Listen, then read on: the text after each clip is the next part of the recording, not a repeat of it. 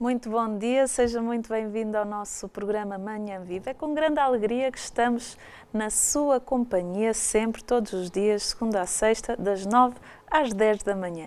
Iniciamos o nosso programa com a presença de Maria, ela que tudo faz na nossa vida, invocando a Santíssima Trindade. Em nome do Pai, do Filho e do Espírito Santo. Amém. E neste momento entreguemos ao Imaculado Coração de Maria todos os peregrinos, todos aqueles que fazem a sua peregrinação até aqui ao Santuário de Fátima, que trazem as suas intenções, que nós coloquemos todas essas intenções aqui aos pés de Nossa Senhora e também a si que está aí desse lado, que nos acompanha, quero entregá-lo neste momento ao Coração Imaculado de Maria para que ele possa ser sempre o seu refúgio. Rezemos todos juntos. Ave Maria, cheia de graça, o Senhor é convosco. Bendita sois vós entre as mulheres, bendito é o fruto do vosso ventre, Jesus. Santa Maria, Mãe de Deus, rogai por nós, pecadores, agora e na hora da nossa morte. Amém. Nossa Senhora do Rosário de Fátima, rogai por nós. E hoje vamos estar à conversa com o Dr. Marco Daniel para nos falar de Fátima, histórias de santidade. Um convite ao peregrino para refletir sobre o fenómeno de Fátima. É o que pretende o Santuário, com o ciclo de encontros de reflexão subordinados ao tema genérico Fátima, vidas em Deus. O nosso convidado já esteve diversas vezes aqui na nossa TV Canção Nova e apresenta sempre, porém, para os menos atentos. Vou pedir-lhe que nos recorde quem é. Muito bom dia, seja muito bem-vindo. Bom dia, é um gosto estar novamente aqui na Canção Nova. Dr. Marco Daniel, fale-nos um bocadinho de si, para quem está lá em casa e ainda não o conhece. Essas perguntas são as mais difíceis, as iniciais. Eu chamo-me Marco Daniel Duarte, estou no Santuário de Fátima já há alguns anos, com o gosto de poder integrar a equipa que acolhe os peregrinos, de várias maneiras o fazemos.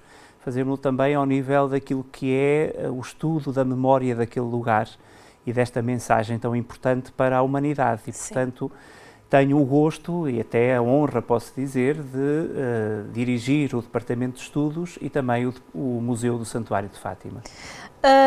Quais são as suas paixões dentro de música, história, religião? Bem, eu tenho muitas paixões na vida, não é? Deus criou-nos para sermos homens e mulheres apaixonados. Eu não tenho dúvida nenhuma em relação a isso.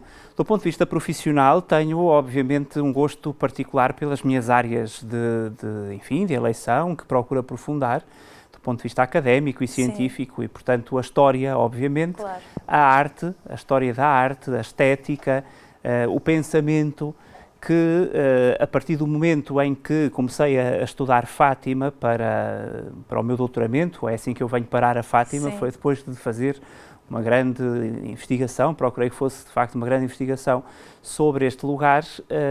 A partir desse momento, as minhas preocupações científicas passam sobretudo por Fátima e, portanto, ao nível quer da história, quer da estética, quer da arte, do pensamento, ler o ser humano a partir da sua forma de olhar Fátima, da sua ação sobre Fátima. Portanto, essa é a minha área de interesse do ponto de vista profissional. Depois tenho outros interesses, a música é também um interesse, penso que é conhecido de muitos, o interesse que tenho pela música, nomeadamente pela música que serve a liturgia e a forma de celebrar.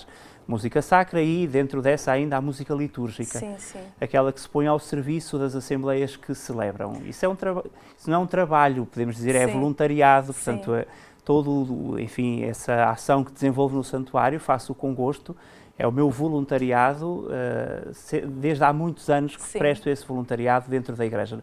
Não gosto muito da palavra voluntariado, gosto mais da palavra serviço. Exato.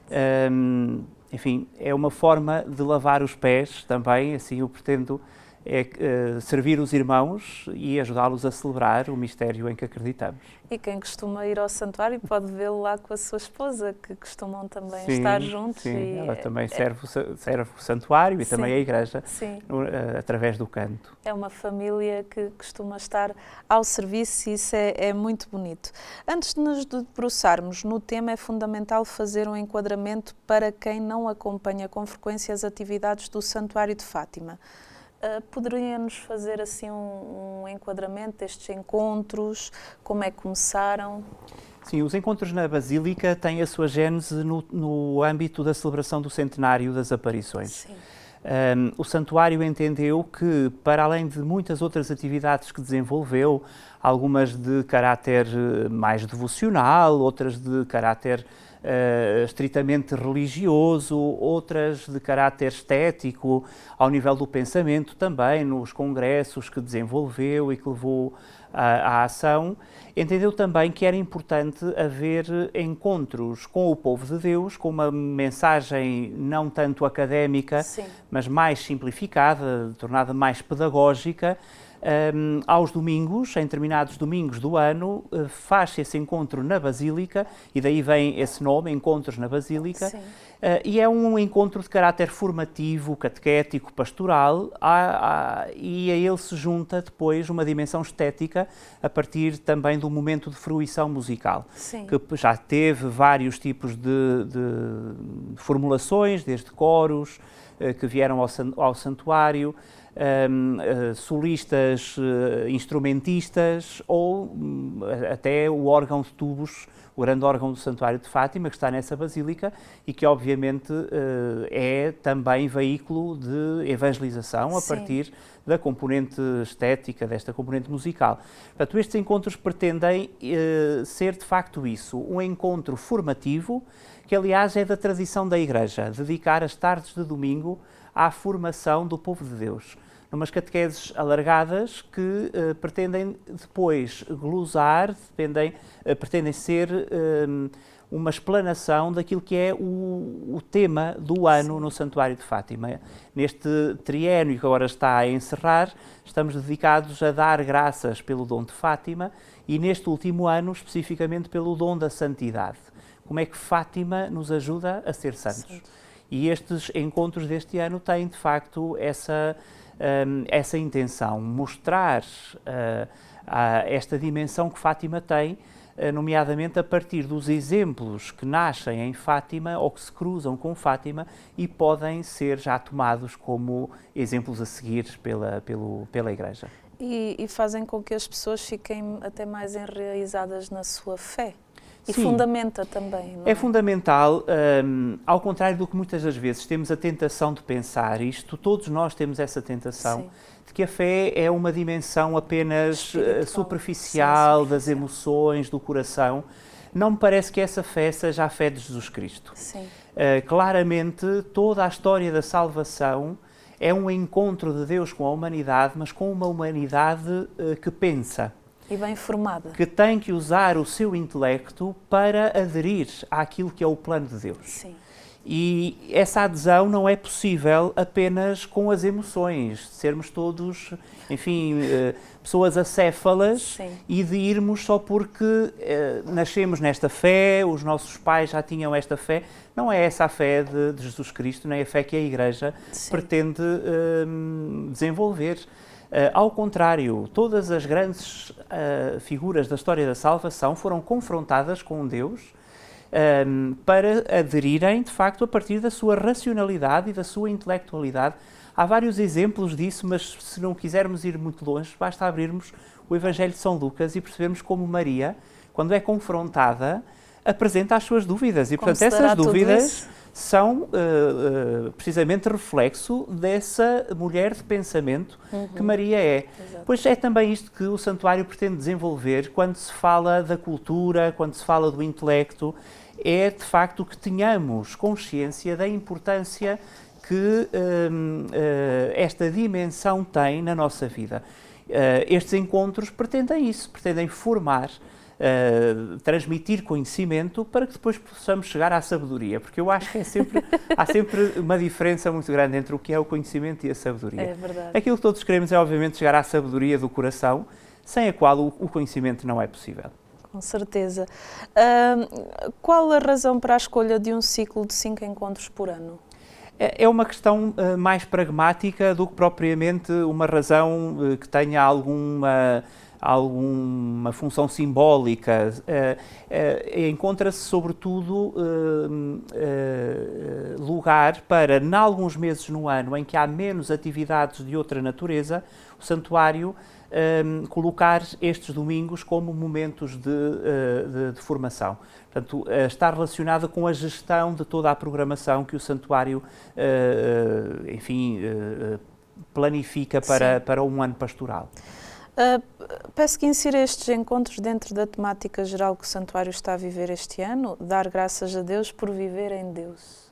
Sim, esta temática mostra-nos que em Fátima é um momento importante na história da humanidade.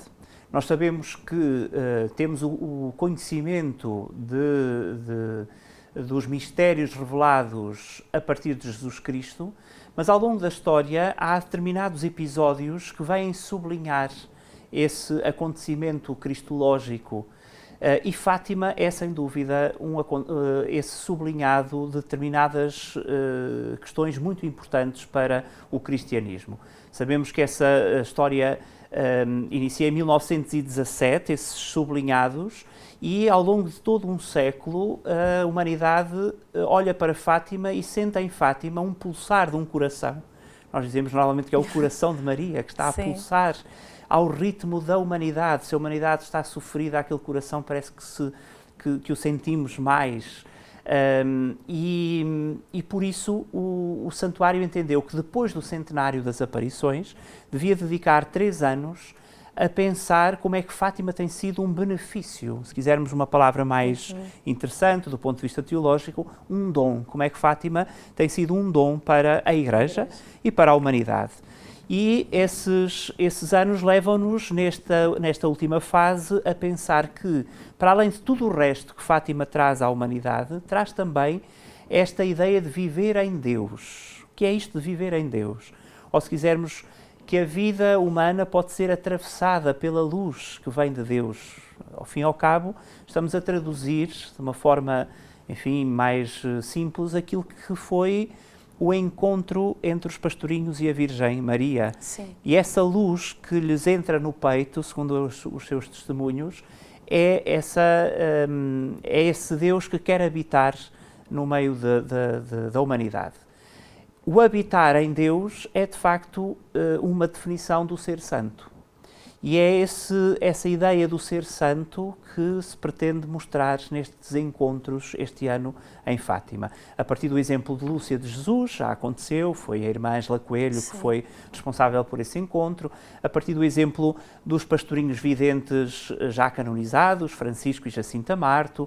A partir de uma ideia mais teológica do que é a santidade, e agora a partir dos exemplos concretos de pessoas que se cruzaram com Fátima ou que fizeram de Fátima um ponto importante para a sua conversão. Que foi isso que tentei abordar neste encontro. E estes temas, eles vêm de encontro ao tempo que nós estamos a viver. Sim, claro. Aliás, Fátima tem que estar à altura dos acontecimentos que vive. Sim. E foi sempre assim ao longo de um século. Nós não sabemos o esforço que fizeram as pessoas que viveram nos anos 20 e nos anos 30 para erguer aquele santuário. Munidas das suas ferramentas intelectuais, de pensamento, mas também estéticas, culturais. Em cada época, parece-me, ao olhar para... Tenho este defeito da história, não é? Das ferramentas do historiador.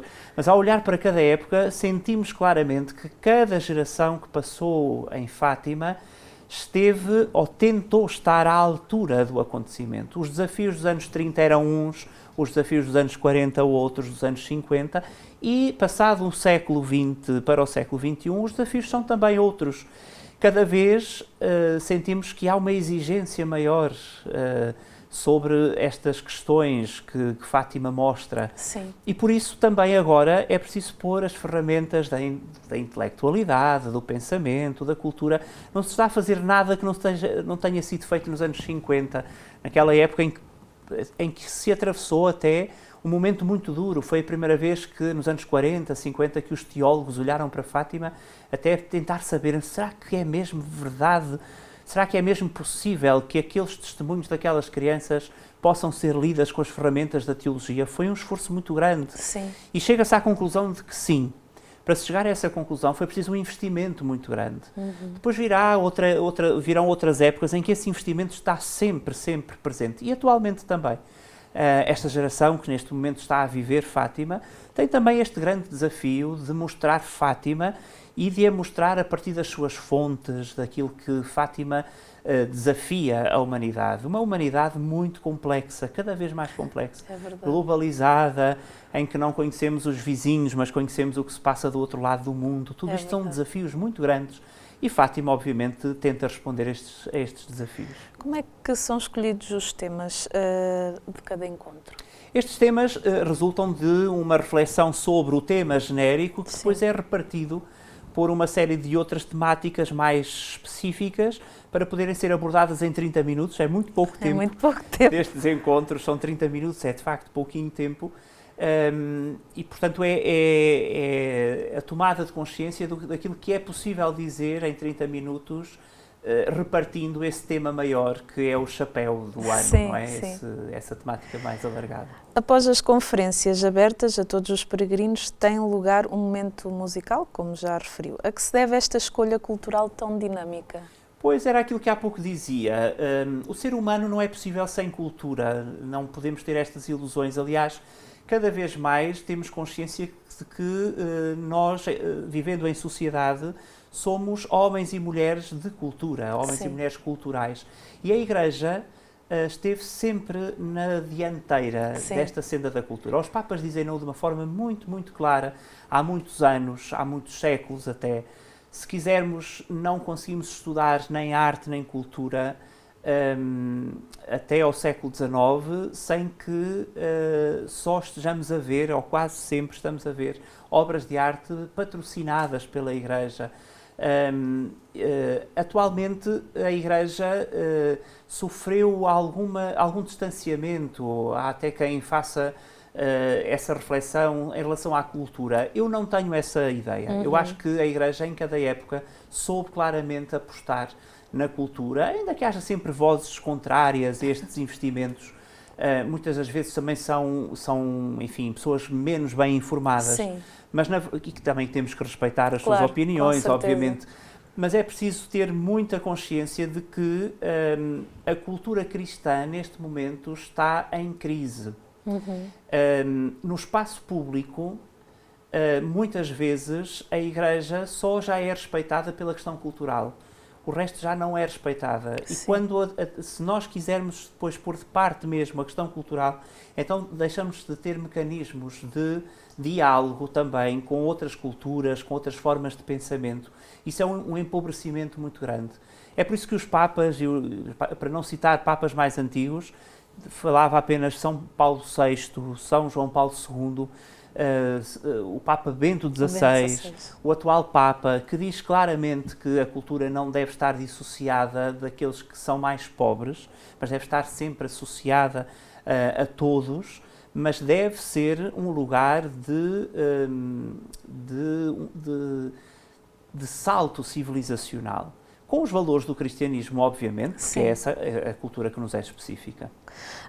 Agora, explique-nos o tema que deu origem a este programa, Fátima, Histórias de Santidade. Pois este encontro tem como objetivo mostrar que Fátima não se resume aos 3 pastorinhos. 2 deles já sabemos que estão, enfim, canonizados e, portanto, apresentados como modelos a serem seguidos. Não se resume à santidade de Maria, que é obviamente para todos os cristãos inquestionável. Não se resume à própria santidade de Deus, que é esse sim o santo, não é? É o santo Deus é o santo, mas irradia, portanto, espalha-se por todos aqueles que vêm ao Santuário de Fátima, porque, ao fim e ao cabo, aquilo que fazem os peregrinos quando vêm a Fátima é experimentar a santidade. Claro que de uma forma ainda não perfeita, nós sabemos disso, mas são tocados pela santidade. Por um lado, porque têm exemplos a seguir, e já dei 3 exemplos muito claros disso. mas por outro lado também porque eles próprios fazem aquilo que podemos ler a partir da Escritura, a própria Assembleia dos Santos. Sim. Que a Escritura refere, portanto, à Assembleia, ao conjunto dos fiéis batizados e a partir daí a fazerem uma caminhada de santidade. Fátima mostra essa caminhada de santidade e depois dentro desses que são os batizados e que vêm ao Santuário de Fátima, sabemos que alguns a Igreja já detectou que de facto têm características específicas, têm carismas, para usar uma expressão típica da teologia cristã, têm carismas que leva a Igreja a olhar para eles de uma forma particular, a perceber se eles também podem ser apresentados como modelos de santidade. E foi isso que se tentou fazer naquele encontro, mostrar uma série de rostos que se deixaram atravessar pela luz de Deus, dessa luz que irradia a partir de Fátima. E são vários os exemplos. E já vamos saber quais são os exemplos. Vamos para um brevíssimo intervalo e já voltamos. Até já.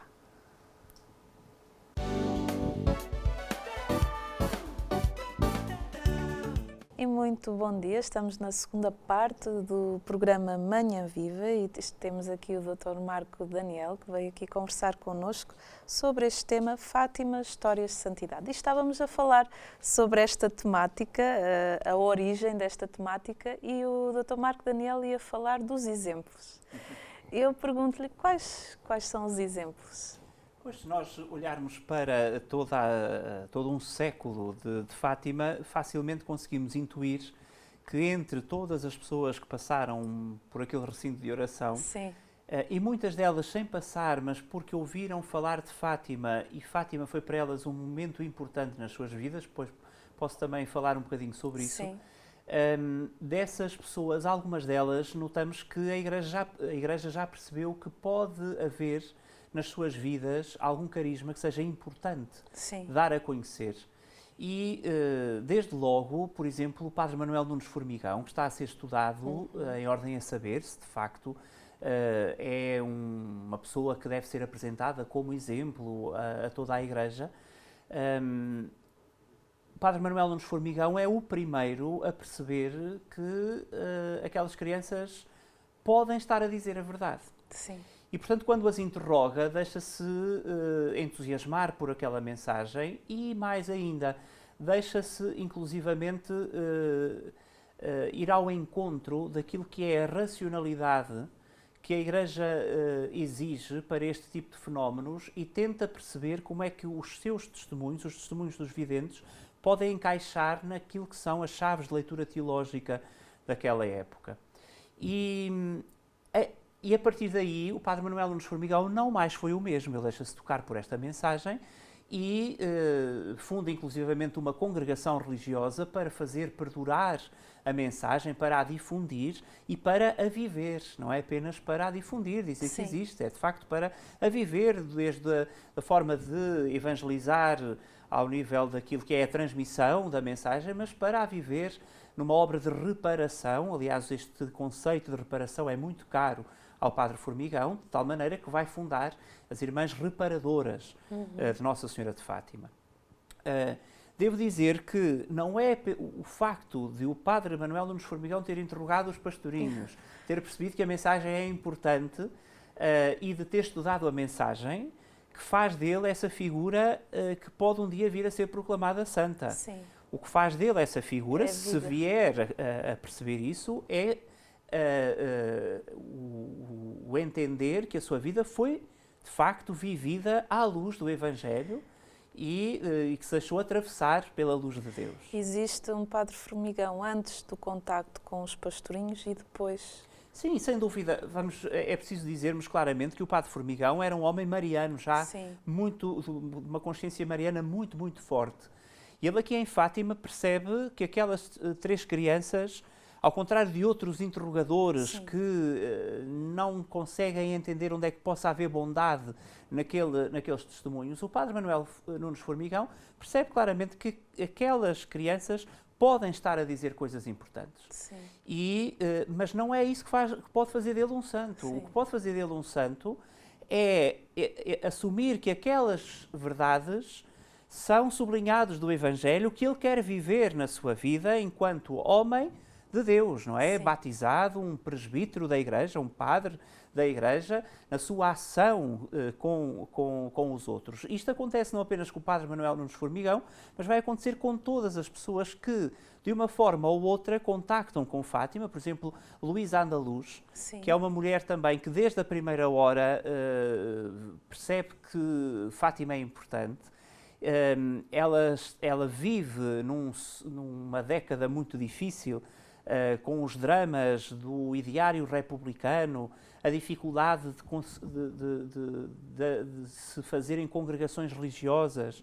E ela junta uma série de companheiras e consagra essas companheiras a Nossa Senhora de Fátima. E funda as Servas de Nossa Senhora de Fátima. É a primeira congregação que leva este nome de Nossa Senhora de Fátima.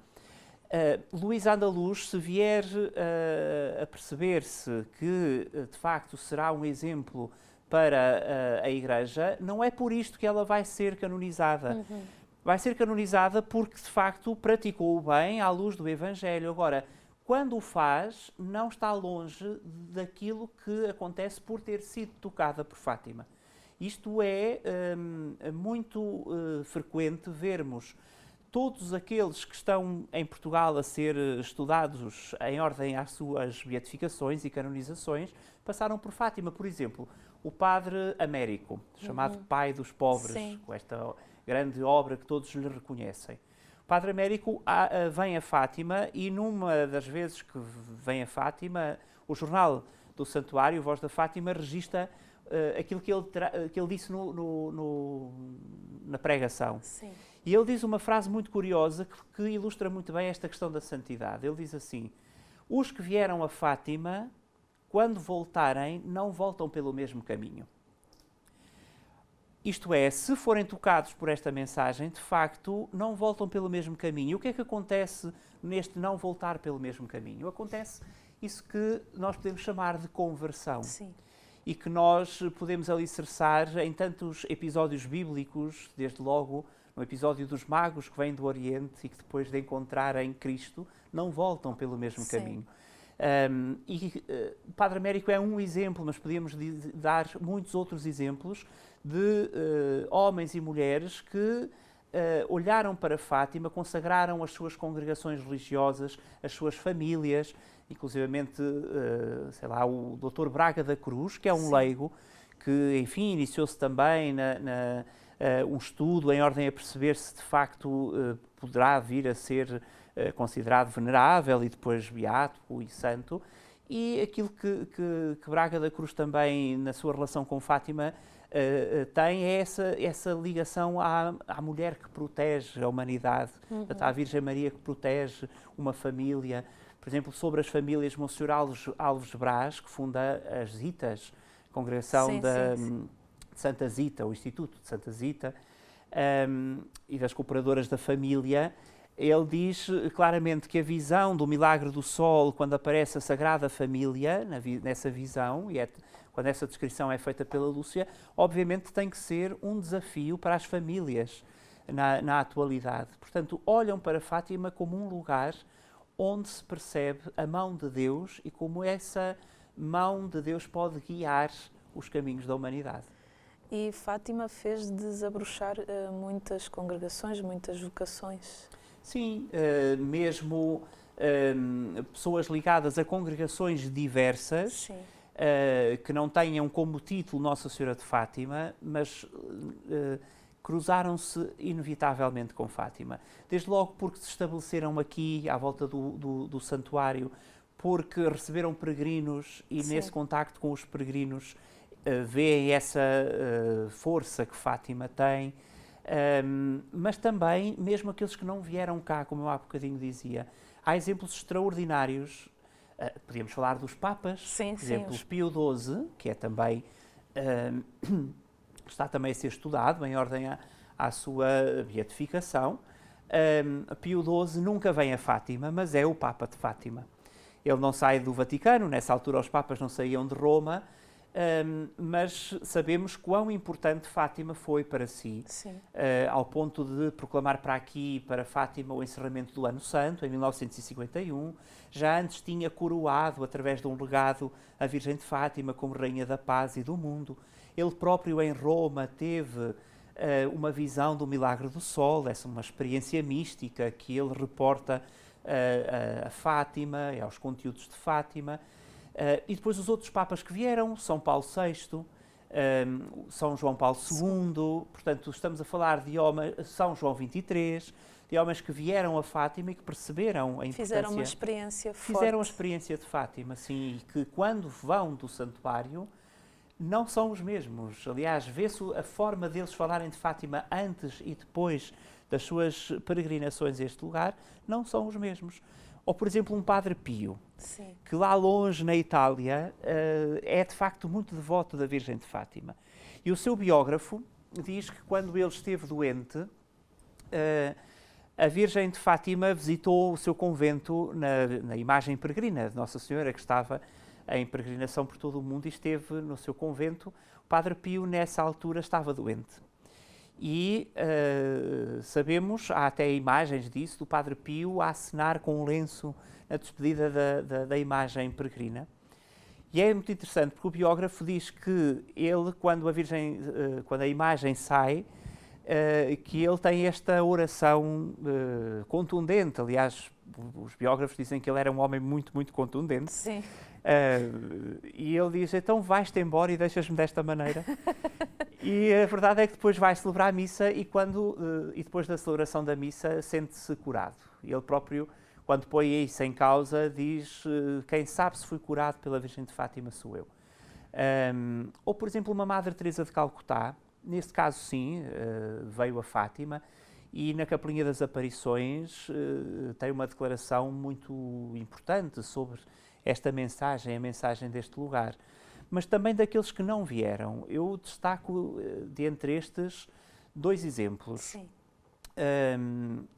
Para não dizer mal, vou aqui socorrer-me dos seus nomes, porque quando são mais longínquos, e para não dizer mal. É um beato na Eslovénia, beatificado em 2010, chama-se Luís Grosde. Sim.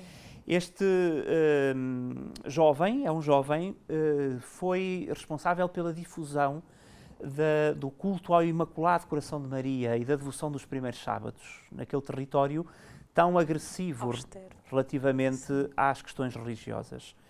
E quando é morto, quando é assassinado, o que ele tem junto de si, isto até faz arrepiar. O que é que ele tem consigo? Tem um missal latino, portanto o livro da missa, tem uma cópia da Imitação de Cristo, também um livro devocional, e tem algumas brochuras de Nossa Senhora de Fátima. Portanto, quando se sela a sua partida para o céu, em condições muito adversas, portanto ele é martirizado pela fé, um jovem, é preciso dizer isto, é de facto um jovem, responsável por divulgar a mensagem de Fátima, tem junto de si brochuras, imaginamos pagelas, pequenos livrinhos sobre Nossa Senhora de Fátima, porventura material de difusão do culto a Nossa Senhora de Fátima. E sem nunca ter vindo a Fátima. Sem nunca ter vindo a Fátima. Portanto, é de facto extraordinário como Fátima chega ao coração destas pessoas, neste caso, já beatificado, e portanto com essa... O outro exemplo que é também muito forte é o caso de um criminoso que está na prisão. Chama-se Jacques Fesch. Ele é preso porque assassina um polícia num ato criminoso. Ele estava a assaltar. Era um assaltante. Enfim, tem uma história muito, muito interessante. E, portanto, vai preso e na cadeia é acompanhado espiritualmente e converte-se. Portanto, é muito forte a vida dele, de tal maneira que nessa altura, ele é condenado à pena de morte e, portanto, ele vai ser morto pela mão da justiça. E há uma frase muito célebre dele que ficou muito conhecida, que é: a 5 horas de me encontrar com Cristo. Portanto, numa carta que ele escreve, penso que à filha. Quando é que este homem se cruza com Fátima? Através de um livro francês, de um autor francês, sobre Fátima, que ele lê na cadeia, na prisão, e do qual transcreve para o seu diário partes específicas das aparições de Fátima. E várias vezes ele vai recorrer, através da sua pena, da sua escrita, a Fátima, dizendo que as orações de Fátima são um conforto, nomeadamente aquela que diz: ó meu Jesus, perdoai-nos e livrai-nos do fogo do inferno. E ele diz que sente que aquelas palavras são também para ele. Este homem está a ser estudado em ordem à sua beatificação também, ainda que tenha tido uma vida muito complexa antes da sua conversão, mas aquilo que eu dizia há pouco, estas pessoas, perante Deus, interessa de facto o momento da conversão. Exato. Não é? O momento da conversão. Como a Igreja tem demonstrado ao longo de séculos. Podemos falar de Santo Agostinho, por exemplo, não é? Sim, e tantos exato. Outros santos. Fátima contribuiu muito para momentos de conversão de muitas pessoas ao longo do século XX e nos inícios do século XXI. E é esse o grande foco também da mensagem, a questão da conversão. A conversão, claro. E é bonito ver como as pessoas não veem a Fátima e ou através de um livro, ou através de uma transmissão, ou de alguém que dá um testemunho sobre o que é a mensagem de Fátima, as pessoas se convertem e mudam de vida. Como é forte esta mensagem. Esta mensagem, ela derruba as barreiras do nosso coração. Sem dúvida nenhuma, sem dúvida. Isso é fantástico. E eu concordo que quando nós vimos a Fátima, nós nunca mais somos os mesmos. Eu vinha muito, quando era jovenzinha, vinha muitas vezes a pé a Fátima e o meu coração ficava sempre cheio depois. Quando chegava aqui parecia que já não tinha dor de pés, sentia uma paz interior muito grande. E eu costumo dizer a todas as pessoas, sempre que vou ao santuário, assim, aqui é um cantinho do céu. Porque quando nós entramos, a paz que fica no nosso coração, por mais que estejamos atribulados com coisas que nos vão pesando o coração, nós sentimos uma paz verdadeira e sentimos que não podemos continuar da mesma forma. Precisamos sempre de mudar e de avançar no nosso caminho, que queremos todos ser santos e queremos todos sempre melhorar e converter-nos em cada dia. E Fátima é muito isso, leva-nos a esse desejo de santidade. Eu estou até a ler agora um livro sobre os pastorinhos e eu começo a ler e fico assim, meu Deus do céu, se estas crianças tão pequeninas conseguiram fazer algo tão grande, e como é que eu ainda não consigo? Né? É muito bonito e é impossível nós não nos apaixonarmos por esta mensagem e não querermos melhorar. Iniciou a sua palestra dizendo que tem plena convicção de que quem vier a viver nos próximos séculos poderá assistir a um canto das ladainhas de todos os santos mais enriquecido, a partir da experiência que Fátima proporciona. Peço que fale do enriquecimento que as pessoas podem ter a partir da experiência que Fátima proporciona. Sim. O canto das ladainhas, para mim, é uma espécie de resumo da história da Igreja. Sim. Não é? Nós temos ali as figuras com rostos concretos, porque muitas das vezes nós dizemos somos a Igreja, não é? Esta Igreja que nasce com Cristo, mas parece que é assim uma coisa vaga. Sim. A Igreja é formada de pedras vivas com rostos específicos. Quando se canta a ladainha na Igreja, canta-se sempre em alturas muito importantes, não é? Começar na Vigília da Páscoa, em que se cantam as ladainhas, até o batismo, quando entra um novo membro para a comunidade, enfim, nos vários momentos. E essas, em momentos, sei lá, no início de um conclave, para Sim. que cantam-se as ladainhas. Portanto, o que é o canto das ladainhas? É a manifestação concreta do que é a Igreja, do que são os santos, aquelas pessoas que construíram a Igreja, que ajudaram a construir a Igreja, alicerçados em Cristo, esse sim, a pedra angular, não é? Sim. Pedra fundamental. A partir de Fátima, o canto das ladainhas vai certamente ficar mais comprido. Vamos acrescentar nomes àquelas ladainhas. Quer queiramos, quer não, antes de Fátima não havia ainda o testemunho de duas crianças pequeninas. Essas crianças que estava a falar que nos dizem claramente que a conversão só é possível se nos tornarmos como crianças. Exatamente. Não são elas que inventam isto, nós sabemos que isto já está dito no Evangelho, é Cristo que diz, se não vos tornardes como crianças, não estareis no reino dos céus, não é? Mas depois a concretização disso nos rostos específicos, nós vemos-lo e vemos-lo como? Em vários eleitos ao longo dos tempos, vemos-lo, sei lá, numa Santa Inês, sim, mas também no nosso século o vemos em Francisco e Jacinta Marto. E a partir de Fátima vemos também outros santos, por exemplo, São João Paulo II.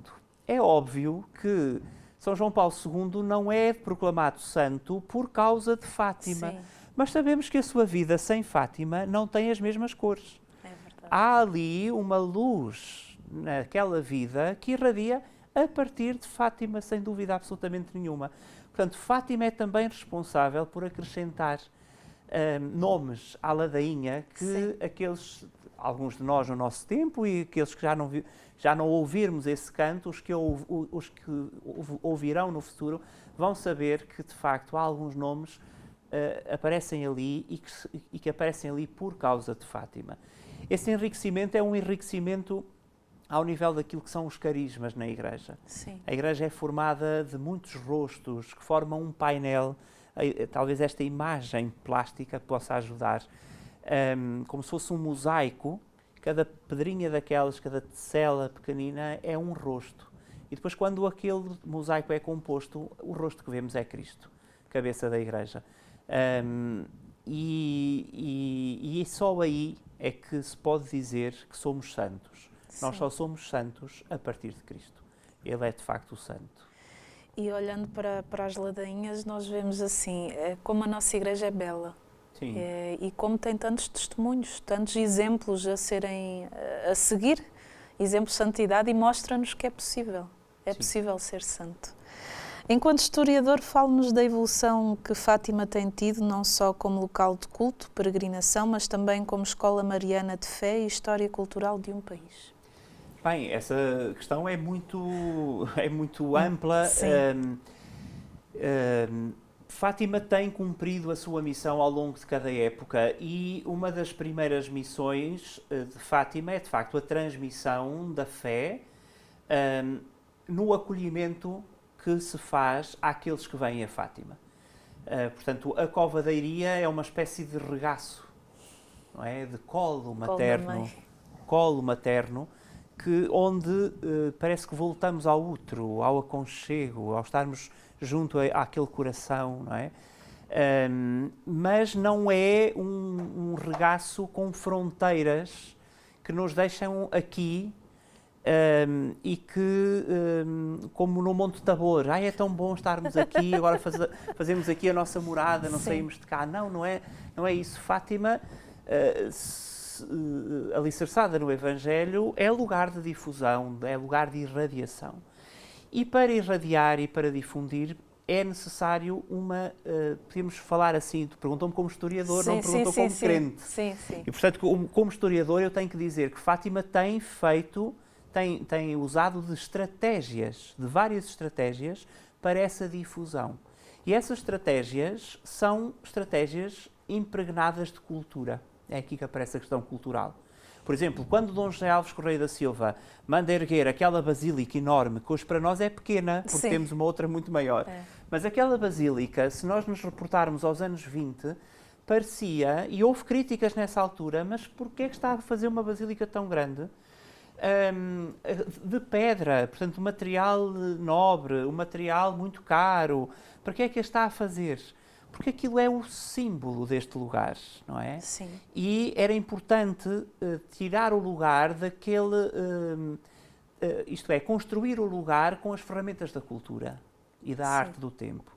E Fátima foi sempre assim, até vir depois a Basílica Maior e outro tipo de estratégias que são sempre culturais. Quando me dizem em relação a este país, eu, em primeiro lugar, diria em relação à Igreja. Claramente, o santuário assumiu, ao longo do tempo, não é só agora. Agora nota-se muito. Eu sei que as pessoas dizem que o santuário teve uma grande evolução a este nível, ficaram mais despertas talvez, mas na verdade não é só de agora.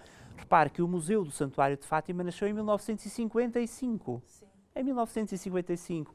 As exposições temporárias, as exposições permanentes já têm 20 e tal anos. Portanto, não é de agora. O que é que de facto possa ter contribuído para a Igreja? Contribuiu neste aspecto. Fátima, quando faz, tenta fazer bem, obviamente, não é? E também tem essa responsabilidade, porque aquilo que é a responsabilidade de gerir a casa, que é o Santuário de Fátima, leva a que os recursos sejam disponibilizados aos peregrinos. Por exemplo, as exposições temporárias que fazemos são disponibilizadas gratuitamente. E há peregrinos que frequentam museus noutros sítios, mas Sim. há outros que não frequentam museus e que têm a oportunidade de, em Fátima, ver estas exposições com, enfim, aquilo que nós achamos que é o melhor Sim, que podemos proporcionar às pessoas. Isso, quando me diz como é que se posiciona do ponto de vista do país e da Igreja, Sim. tentamos dar o melhor que podemos aos peregrinos. É para isso que nós estamos lá. Claro. E esse aspecto é valorizado pelos peregrinos. Repare, a exposição, o Museu do Santuário de Fátima, é o museu mais visitado neste momento no nosso país. Por um lado é bom e alegramos muito, por outro lado eu fico triste porque as pessoas não estão a ir aos museus, eu acho que deviam ir aos museus. Sim. Há aqueles que estão mais longe de nós, mas também há aqueles que estão mais perto de nós. Neste momento os museus não estão a ter pessoas. Ao contrário, o Museu do Santuário de Fátima está a ter muitas pessoas. E porquê? Porque é de entrada franca, porque as pessoas se sentem à vontade, porque aqueles conteúdos também transmitem uma mensagem especial, claro, é uma verdade, não é? E, portanto, esta questão do santuário, quando envia aquela primeira imagem da Virgem Peregrina pelo mundo fora, é uma estratégia que não é apenas religiosa, Sim. é também a partir da cultura e da arte, não é? Uma escultura feita para viajar no mundo, para ir por todas as dioceses do mundo, que já deu 16 voltas ao mundo. Portanto, tudo isto é também cultura, obviamente, cultura de Fátima.